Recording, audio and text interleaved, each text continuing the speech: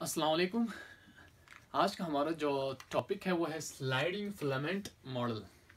आज हम इस मॉडल के तहत हमारे जो मसल्स हैं वो किस तरह कंट्रैक्ट होते हैं उस प्रोसेस को हम डिटेल में समझेंगे। अब यहाँ पे बहुत सारे जो डायग्राम यहाँ पे शो किया हुआ है, इसकी मदद से हम समझेंगे कि हमारे जो मसल्स है वो किस तरह कंट्रैक्ट होते हैं। तो सबसे पहले हम यहाँ पे जो डायग्राम देखें तो ये हमारे पास मसल फाइबर का स्ट्रक्चर बनाया, ठीक है। उसको काट के यानी कि अंदरूनी हिस्सा यहाँ पे दिखाया हुआ है, ठीक है।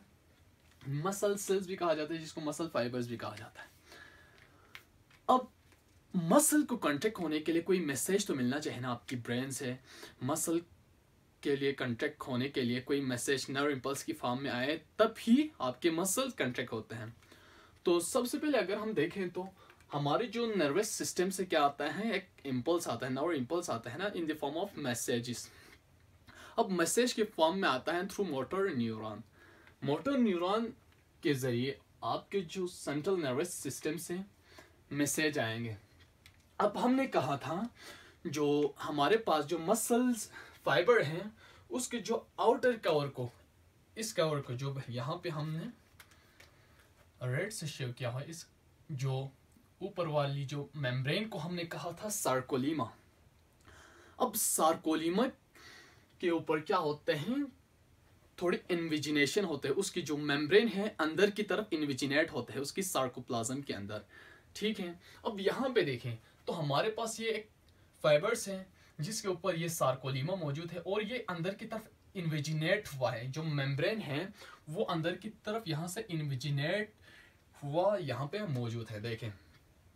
अब यहाँ पे एक ट्यूब लाइक स्ट्रक्चर बन रहे हैं ना, जो सार्कोलीमा हमारे पास अंदर की तरफ इन्विजिनेट होके यहाँ पे हमारे पास क्या बन रहे हैं, ट्यूब लाइक स्ट्रक्चर बन रहे हैं, जिसको हमने यहाँ पे नाम दिया हुआ है टीटीब्यू। अब आपकी जो सेंट्रल नर्वस सिस्टम से ब्रेन से मैसेज आएंगे तो क्या होगा, वो मोटर न्यूरॉन लेके आएंगे उसको। अब मसल फाइबर तक पहुंचेंगे और मसल फाइबर तक जब पहुंचेंगे तो वो उसकी जो मेम्ब्रेन है उसके ऊपर जो मौजूद ये ट्यूब है वहां से वो इंटर करेंगे अंदर की तरफ। अब जब यहां से मैसेज आया, ठीक है, मैसेज आया मोटर न्यूरॉन के थ्रू और यहाँ जब टी ट्यूब्यूल के अंदर ये फ्लो करेंगे, जब वो इस रीजन पे पहुंचेंगे, इस रीजन पे जब पहुंचेंगे तो जो हमारे पास टी ट्यूब्यूल है उसके पास उसके साथ जो सार्कोप्लाज्मिक रेटिकुलम अटैच है, जो कि यहाँ पे हमने ब्लू से शो किया हुआ है, वो अटैच होते हैं किसके साथ, हमारे पास T tubules. T means transverse, ठीक है।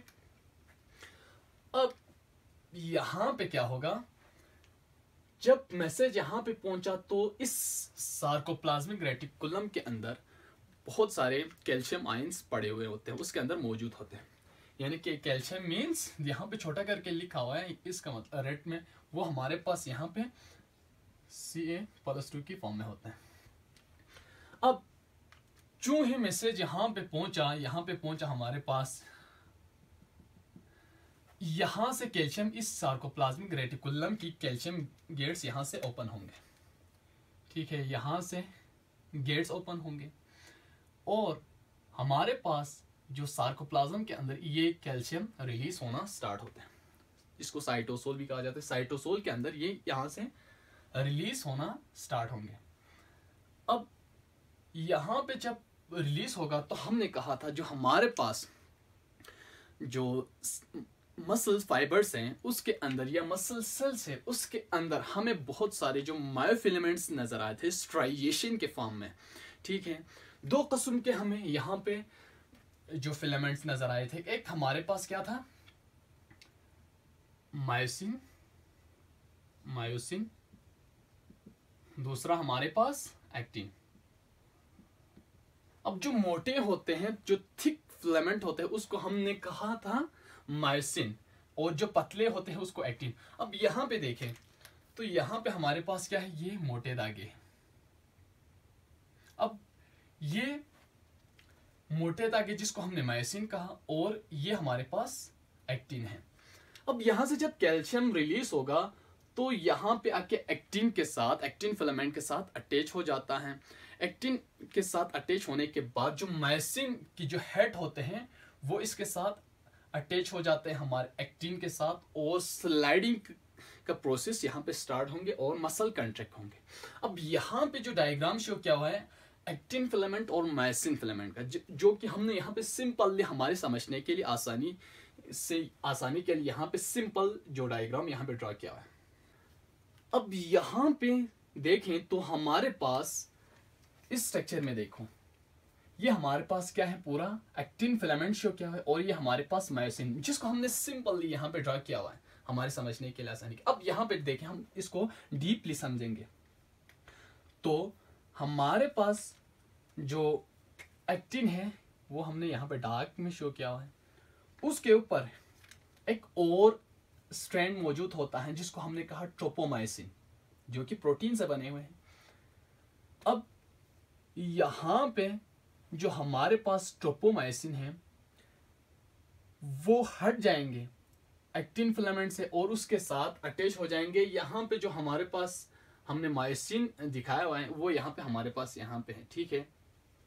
अब ये डायरेक्टली तो नहीं हटेंगे, ये जो ट्रोपोमाइसिन की जो स्ट्रैंड है।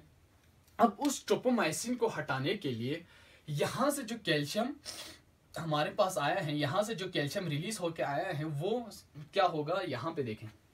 अब हमने कहा था हमारे पास जो एक्टिन है उसके ऊपर दो और प्रोटीन से मिलकर जो हमारे पास पॉलीपेप्टाइड होते हैं वो मौजूद होता है। एक हमारे पास ट्रोपोमाइसिन के फॉर्म में, स्ट्रैंड के फॉर्म में मौजूद होता है, दूसरा हमारे पास ये एक कॉम्प्लेक्स जिसको हम ये 3 पॉलीपेप्टाइड कॉम्प्लेक्स भी कहा जाता है, और ट्रोपोनिन। ये देखें, ये हमारे पास ट्रोपोनिन है जो ब्लू से शो किया हुआ है, और ये जो ग्रीन में जो शो किया हुआ है वो हमारे पास ट्रोपोमाइसिन है, ट्रोपोमाइसिन।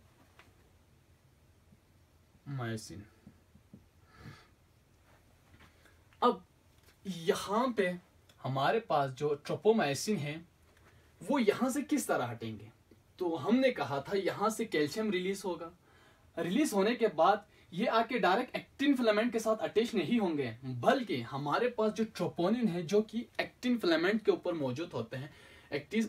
अब ये ट्रोपोनिन को अगर हम डिटेल में देखें तो इसके 3 रीजन होते हैं। एक एक्टिन बाइंडिंग साइट होते हैं इसकी, ठीक है, एक्टिन के साथ अटैच होता है, दूसरा ट्रोपोमाइसिन के साथ बाइंड होता है, और तीसरा ये कैल्शियम के साथ बाइंड होता है। उसके 3 रीजन्स मौजूद होते हैं। अब यहाँ पे जो ट्रोपोनिन है हमारे पास, जो ट्रोपोनिन ये वाला है, ये यहाँ पे जो शो किया, ठीक है।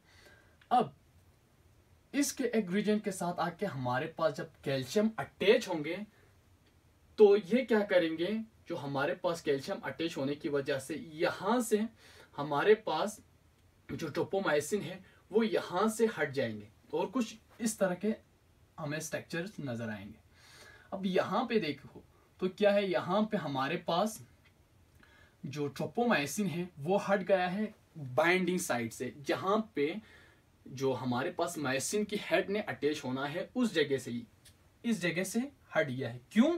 क्योंकि यहाँ पे कैल्शियम आके अटैच हुआ है किसके साथ, ट्रोपोनिन के साथ, और ट्रोपोनिन ने किसको हटाया है, हमारे पास ट्रोपोमाइसिन को। कहां से?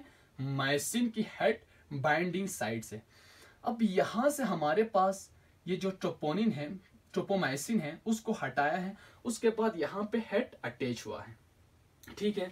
अब हेड को अटैच करने के लिए और स्लाइड करने के लिए हमें किस चीज की जरूरत होती है, एटीपी की जरूरत, जो कि हमने यहाँ पे दिखाया हुआ है, ठीक है। अब ये रेस्टिंग स्टेज है जहाँ पे एटीपी हाइड्रोलाइज फॉर्म में होते हैं और एडीपी प्लस इनऑर्गेनिक फॉस्फेट की शक्ल में यहाँ पे मौजूद होते हैं। अब एडीपी और फॉस्फेट हमने यहाँ पे शो किया, अब वही यहाँ पे मौजूद है एडीपी और इनऑर्गेनिक फॉस्फेट।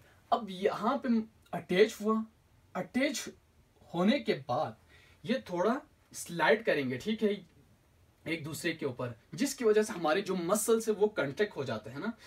अब यहाँ पे ये थोड़ा हेड क्या हुआ, टेढ़ा हुआ है और ये स्लाइड किया है एक दूसरे के ऊपर, ठीक है, जिसकी वजह से हमारे पास जो मसल्स है वो कंट्रैक्ट हो जाता है। किस तरह? जो एक्टिन और मायोसिन फिलामेंट एक दूसरे के अंदर इस तरह इंटर हो जाते हैं, जो कि हमने यहाँ पे शो किया हुआ है, ठीक है। ये हमारे पास क्या है, एक्टिन फिलामेंट है और ये मायोसिन फिलामेंट है।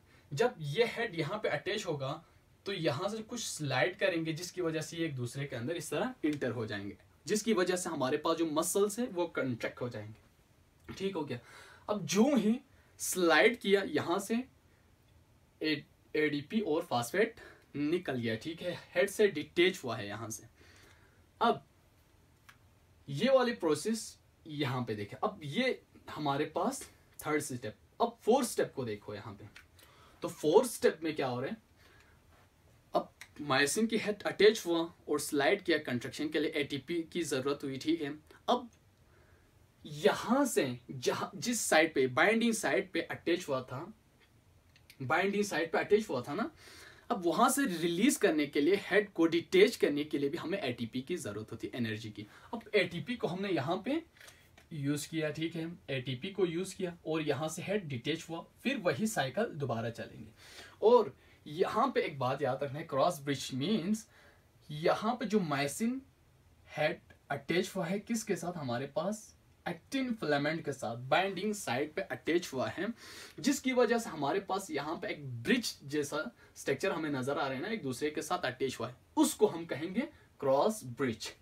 ठीक हो गया। अब यहाँ पे जब मसल कंट्रैक्ट होंगे तो क्या होगा, इस प्रोसेस में हम समझेंगे इस डायग्राम की मदद से।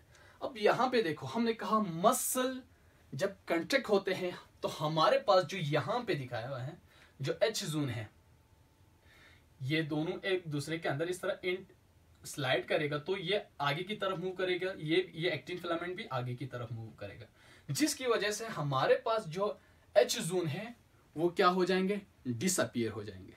ठीक है, एच जोन डिसअपियर होगा और जो आई बैंड है वो शार्टर हो जाएंगे, क्योंकि जो आई बैंड की जो एक्टिन फिलामेंट्स की वजह से होते थे ना आई बैंड्स, यानी कि जिसको हम लाइट और बैंड भी कहा जाता था। अब यहाँ पे जो एक्टिन फिलामेंट है वो अंदर की तरफ मूव करेंगे तो आई बैंड शॉर्ट हो जाएंगे और जो जी लाइन के दो जी लाइन के दरमियान जो स्पेस है उसको हमने क्या कहा था, सार्कोमेयर। अब ये सार्कोमेयर दो जी लाइन के दरमियान जो डिस्टेंस है उसको हमने क्या नाम दिया, सार्कोमेयर। अब यहाँ पे क्या होगा, यहाँ पे देखो, जब ये दोनों फिलामेंट्स अंदर की तरफ मूव करेगा तो क्या होगा, जाहिर सी बात है ये जी लाइन एक दूसरे के करीब आ जाएंगे तो क्या होगा, हमारे पास जो सार्कोमेयर है वो शॉर्ट हो जाएंगे। अब इस तरह हमारी जो मसल्स हैं वो कंट्रैक्ट होते हैं। तो इस मॉडल के तहत आज हमने जो स्लाइडिंग फिलामेंट मॉडल के तहत हमने मसल की कंट्रैक्शन को समझा। सो नेक्स्ट लेक्चर में फिर मिलेंगे, तब तक के लिए अल्लाह हाफिज़।